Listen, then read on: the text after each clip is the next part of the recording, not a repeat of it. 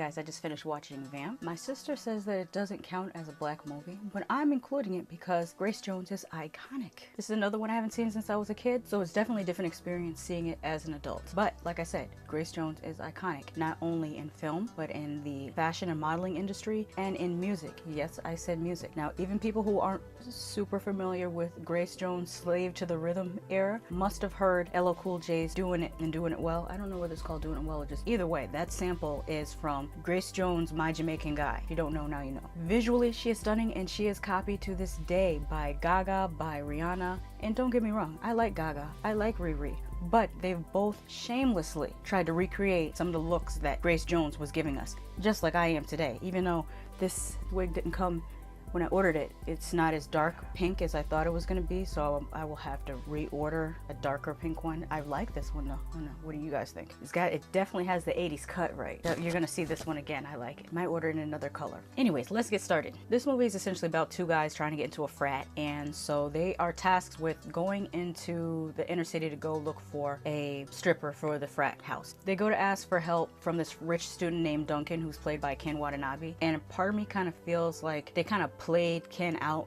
the way they did this, because after they go to visit him, I'm sitting here thinking he's got a nice crib, he's got good food, he just wants to have some friends, and they were like completely dissing him. And I was thinking to myself, that's low-key racist. Like, why he can't have friends? Is it because he's Asian? He can't be a cool Asian dude? Then I had to take a step back and thought, well, maybe that character was written as a white character, and then Getty Watanabe came in and just rocked that audition, and then the character was changed to be Asian. So maybe I'm putting 20 on 10, but I was just thinking, fuck the frat, I would have just hung out with Duncan. The protagonists, though, are not very likable at all. I mean, by the time they go to the diner, I'm rooting for Billy Drago and his gang. Plus, I'm thinking, what kind of dude wears a Letterman jacket in college? There's some interesting shots, sometimes good, sometimes what the hell. The overuse of music in this was really annoying, especially since it reminded me of that background TV music that they used to play in Miami Vice. I'm not talking about the songs they used from popular 80s groups, but the background Miami Vice music. With the exception of the song that Grace Jones' character Katrina dances to, which is a Grace Jones song. That was actually a really good song, but the rest of the music kind of sounded like, okay, we wanted this 80s song, but we didn't want to pay for the rights to it. For example, there's one part where the opening notes play, and I think it's gonna be Vanity Six Nasty Girl, but it's a totally different song. And they did it again with, there was another song that sounded just like maybe a Duran Duran song. Like, we want songs that sound like other songs, but we don't want to pay for the rights to those other songs. Remember when I said I think it was Vampire Brooklyn and Fright Night were the only modern vampire movies that had a Renfield character? I was mistaken. In Vamp, there is a Renfield character. He is the manager slash announcer at the strip club. He's seen eating roaches, so he's definitely the Renfield of this movie. The lighting in this movie makes absolutely no sense. They just kept on using these gels, which are these little thin tinted films that you can put over camera lenses to give the effect of a green light or red lighting. If you are born post 1995, think of it as filters, like the filters you use on Instagram. Imagine you're doing that with a movie camera, and that's what you get here. For no reason are these things used, and it makes everything look like they were using the leftover set from Lionel Richie's All Night Long, or like it was filmed on Sesame Street. I don't even know. This could have been shot on location, but because of the lighting that they chose to use, it makes everything look like a cheap set or a backlot. Everyone was pretty much good except for the main character, who I feel like he was cast just based on his look. He had that 80s look that James Spader, Corey Haim, C. Thomas Howell, Emilio Estevez 80s white guy look, but with none of the acting chops. And then his friend basically plays the same character in every movie. He played the same character, you know, the annoying, obnoxious best friend that no one would really be friends with in real life if you acted that obnoxious, but in movies, he's, you know, that best friend, the demon on your shoulder telling you to do it when you shouldn't do it. He played this character in Nightmare on Elm Street 2. He played this character in Weird Science. I haven't seen him do anything where he didn't play that character, so there's that. But he still did a good job in this movie, despite pretty much doing the same thing he always does. The ending of this was really silly. Like, why would the vampires store barrels of flammable material near their coffins? That was just way too convenient. Why would Katrina act like she's gonna bite Allison for 5 minutes straight and actually not do it? I mean, if you're gonna bite her, just bite her. No, you're gonna sit there and pose like you're gonna bite her for however long it takes you to pose to bite her, just to give what's his face with the Letterman jacket a long enough amount of time to kill you. That part was stupid. Let's talk effects. The makeup effects were not too bad. For the time in which this movie came out, they were pretty good, especially the effect of one of the vampires' demise, and there's a skeleton effect that worked really good. But the thing that stood out were the dental appliances they used for the various vampires. I thought those were extremely well done. Also, nod to the production staff, or I guess, well, might still be part of special effects crew. Whoever made Katrina's coffin, really good job, especially since they made it kind of look like the coffin of King Tut. This isn't really a good movie, but I enjoyed it for what it's worth when I was a little kid, and seeing Grace Jones in this role, especially being a little black girl that's getting into horror movies, it has a special place in my heart. I don't know if other women of my age and of my demographic feel the same way, but that's the way I felt. I would say it's neither a good movie, neither a bad movie, just comme ci comme ça, in the middle. As you can see, I paired this movie with Death by Temptation. I was going to pair it with Queen of the Damned, except for I don't want to watch Queen of the Damned ever again. It's 140 minutes that I never want to see again, because there's only really 20 minutes of that movie that I enjoy, and that's all of Aaliyah's scenes as Akasha, especially the one where she goes in the bar and just wrecks shop. And you could watch that anytime you want to. Like, you don't need to watch any of Queen of the Damned. Just go on YouTube and look up Queen of the Damned Akasha's Carnage, and that's all you need to see of the movie. That, and just the way she moved, just the way she walked, just Aaliyah was everything in that movie. So I wish somebody would put a supercut of just only the Akasha scenes and just put it all together in like one 20-minute thing, and I would watch that over and over again, but I won't watch Queen of the Damned again. Anyways, I'm going to go and watch Death by Temptation, and I keep looking to see if I have lipstick on my teeth, because it's just a thing. It's a weird idiosyncrasy that I have, that I always have to check to make sure I don't have lipstick on my teeth. I don't know why. But anyways, I'm gonna go watch Death by Temptation and then come back and talk to you about that in a minute.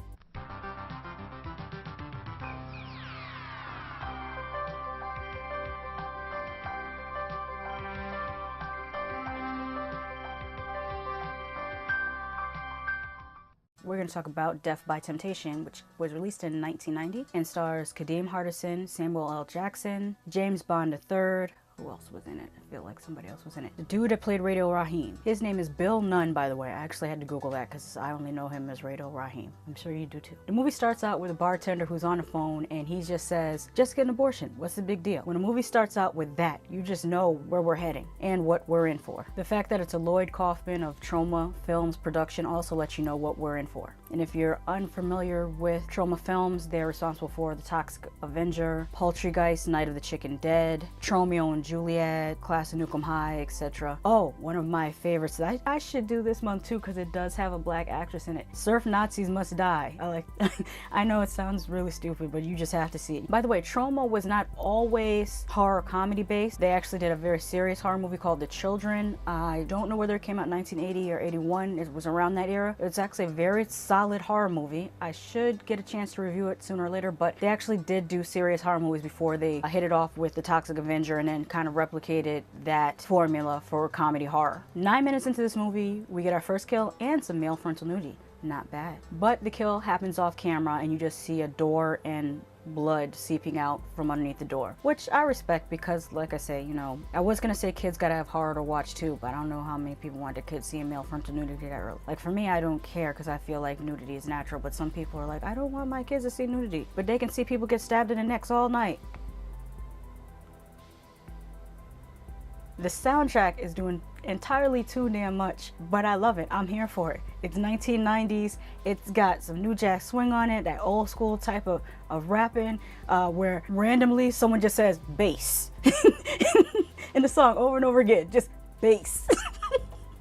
They should bring that back. I feel like this movie has three main sets: the bar, the succubus/demon's bedroom, and Kadeem Hardison's apartment. But then again, it may only have one set that they just keep breaking down and changing. Like, I feel like they rented out one apartment in New York and they just keep changing the decor inside to make it look like different places, but it has the same two big windows in the background that kind of give away that it is the same place, possibly, allegedly, supposedly. The production value is very similar to a horror anthology TV show. This didn't really bother me because, I don't know, it just didn't bother me. Like, sometimes, no, it didn't bother because I know they didn't have a big budget. It's one thing when I know people have a big budget and they spend it all on just the movie stars and not on any of the production, then that irritates me. But when you know that they're working with a really low budget, then okay, they did what they could with what they had. What did bother me is how in some other ways this movie is so bad. There were some really funny scenes and sequences in the bar, and I feel like that was the best part of the movie, were the scenes in the bar, especially with this one character who's picking up different women, and the stuff he's saying to them is hilarious, and also their reaction. However, there were other parts of the movie that really dragged on. They could have cut 25 minutes out of this movie easily. And then the final showdown with the demon, and Joel was the name of the character, who was played by the writer and the director, James Bond III. That's why I will never forget this guy's name, because his name is literally James Bond III. I think that as a director, I think he's pretty good. As a writer, only so-so. As an actor, I'm glad well, to my knowledge, he stopped. I haven't really seen him in anything else, but he really should have hired another actor to play the main character Joel, because he's not an actor. But I give you credit for your direction, especially if you were directing some of the lighting choices. Those were really great. But that last scene that you did with the final showdown with the succubus, that was garbage. That was trash, and you know it. Let me just describe it to you. And I'm sorry, is it spoiling the movie? Is it bad to spoil this movie? Fuck it. Joel's grandmother shows up to try to save the day to keep the succubus demon from getting Joel. She gets, thrown across the room, and then the demon is choking her, and oh wait, Joel gets thrown across the room too. And for at least, I don't know, it felt like an eternity. There's all these flashbacks and realizations of what Joel is supposed to do, because, you know, he was going to into the ministry before he went to visit his cousin in New York. And so there's this whole, oh, I have to realize that I am meant to be a minister, and I have to use, you know, the power of the Lord to help, I don't know, deliver the demon or something like that. I haven't watched enough Medea movies to explain this. But he takes forever to crawl across the floor to rescue his grandma who's being choked, and to grab this crucifix, and it doesn't take that long. It was like crawl, flashback, crawl, flashback. Like, in the time that he's doing all this crawling and flashback, his grandmother would have been choked out and dead. Like, the timing was just all kinds of wrong. I mean, that's what you need, an editor. The movie was 25 minutes too long. Certain things shouldn't, you know, dragged about. And in this last scene, you needed an editor. So I take back the thing about being a bad writer. Maybe you weren't that bad of a writer. Maybe what you needed was a good editor. That makes a huge difference. This movie still holds a nostalgic place in my heart because it had Samuel Jackson and Kadeem Hardison and Bill Nunn. I feel bad. He will forever, well, maybe it's a good thing, he will forever be known as Radio Raheem. And shout out to all those people that actually watched Do the Right Thing when they aired it on TV. I think it was on CBS, and they kept on editing it, and he was yelling, D, Mickey Ficky, D. That's random memory.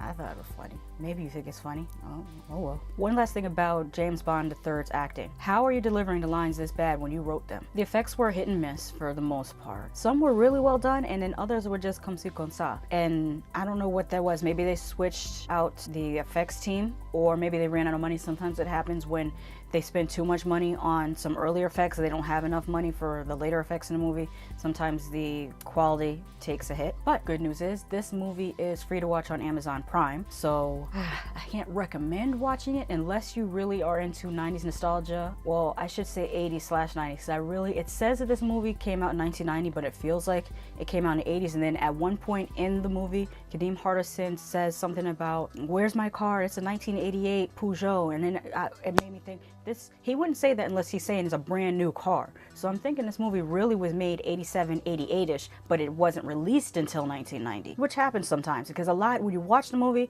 the haircuts, everything is kind of 80s, except for some of the music, which is a little bit more 90s.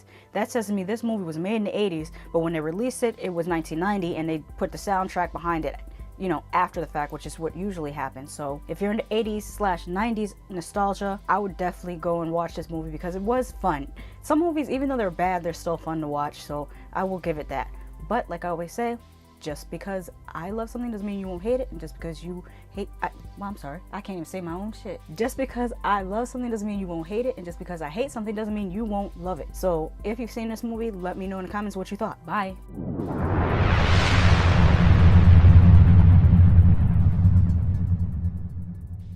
Face. I gotta stop doing it. I have to stop doing that.